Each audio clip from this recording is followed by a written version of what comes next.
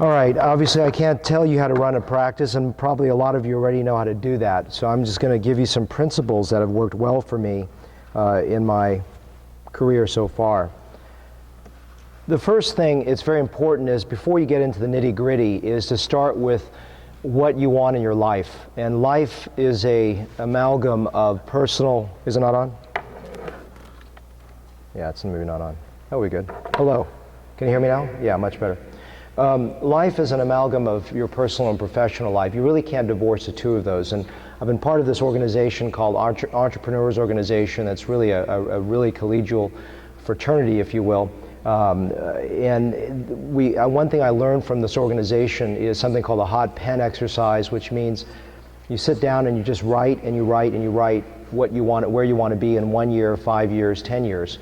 And it doesn't matter if it's professional, personal, where do you envision yourself? And your subconscious will sort of drive you to where you want to be. And you do this over a period of 20 minutes until your hand basically falls off.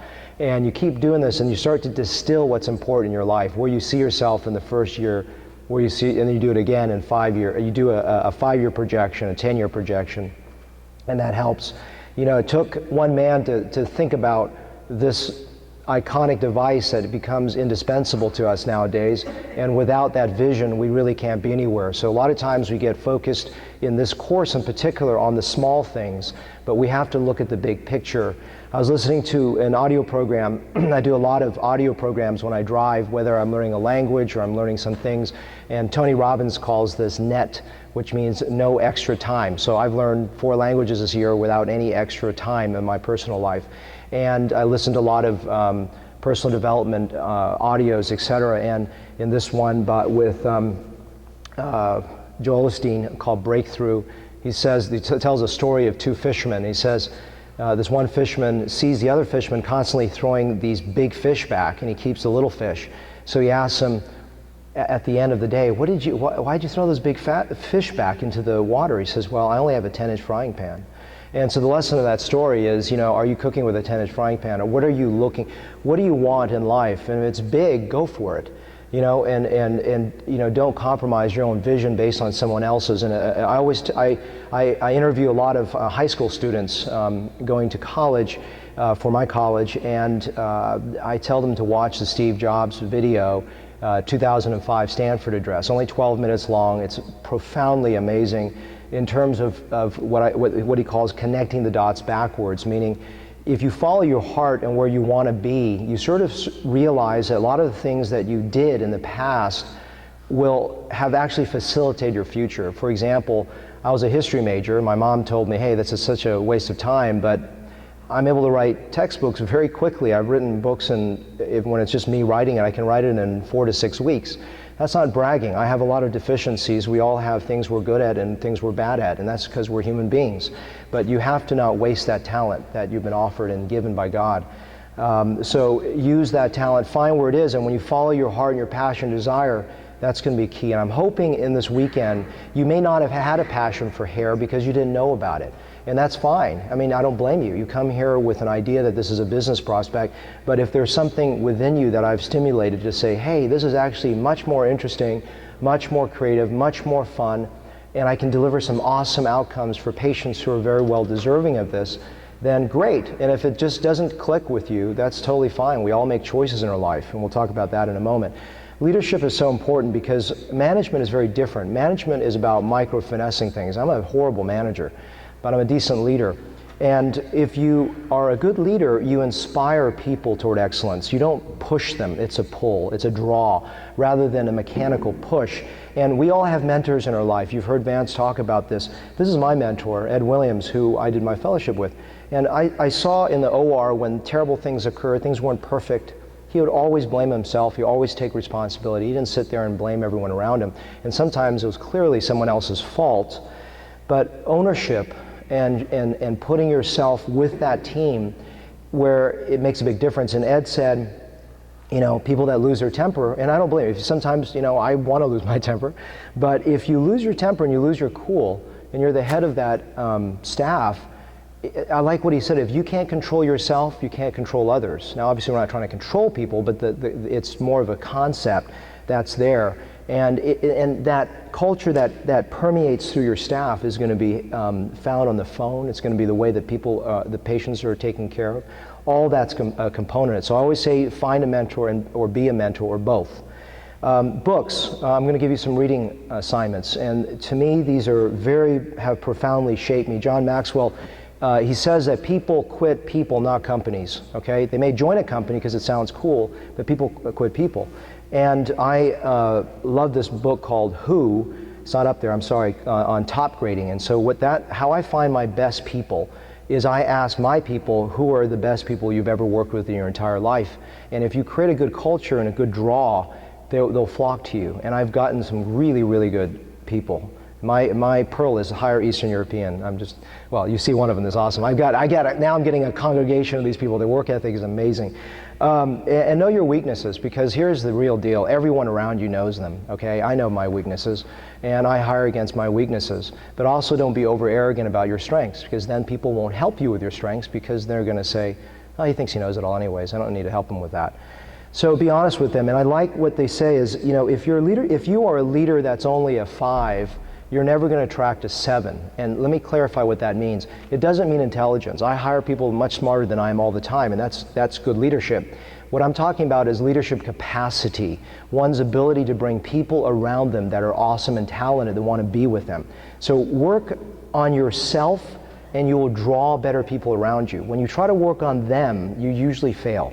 So the better you are as a leader, the better you can get people around you. And a couple books that have been influential for me is Daniel Pink's book Drive and Simon Sinek's Start With Why. And if you're too lazy to read this, go YouTube and type in Simon Sinek and take a look at that, and you'll see his awesomeness. And the concept is what drives us in our life is not the what. It seems like the what. For example, Apple, we think, well, Apple is just about a computer and I want to be cool, and this is a really awesome computer and is well designed. And what we want to be is we want to be the artist or the designer or the person who has aesthetic priorities in his life. Why do you think people wear a Harley Davidson tattoo? Because they want to increase the stock value of Harley Davidson? No, because they believe in the brand and the values the brand supports.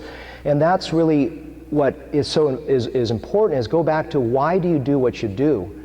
Are you driven to do what you do from just a profit motive or just to diversify your practice? And if you just do that, you won't succeed or you won't go very far in life.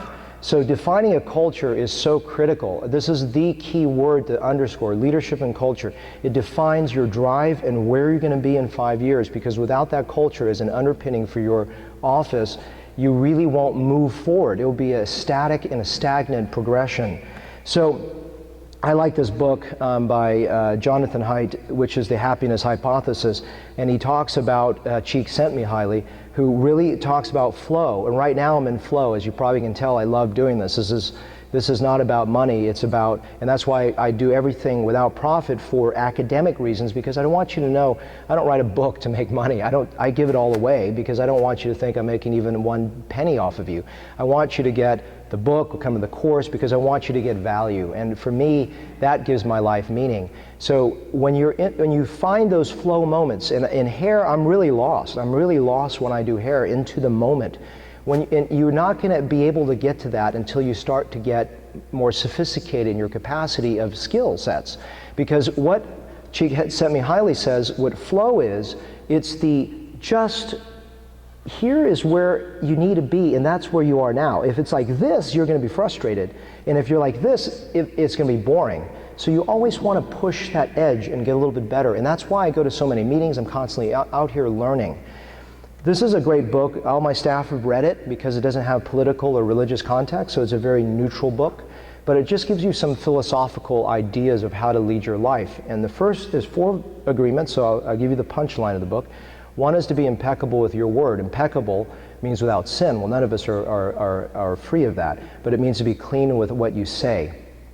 And also, number 2 is don't take anything personally, because a lot of times you'll hear people say something to you and it'll just aggravate you and it'll frustrate you and you think you're being nailed. But a lot of times the reason someone calls you fat or stupid or short or whatever is because that person is dealing with a lot of junk in his own life or her life. Don't make assumptions. When I hear something said about me or whatever, I go back to the person and say, hey, what did you mean by this? Because sometimes it was just said out of context or was taken out of context. And always do your best. And what that means is not to I wrote a book many years ago, and the dedication said, to my wife and children I never see, thank you for allowing me to write this book. I said, well, this is the scary dedication, because that's doing too much. So a large part of this is doing what you can to be your best in life and not trying to exceed those limits. And there is a distinction with that.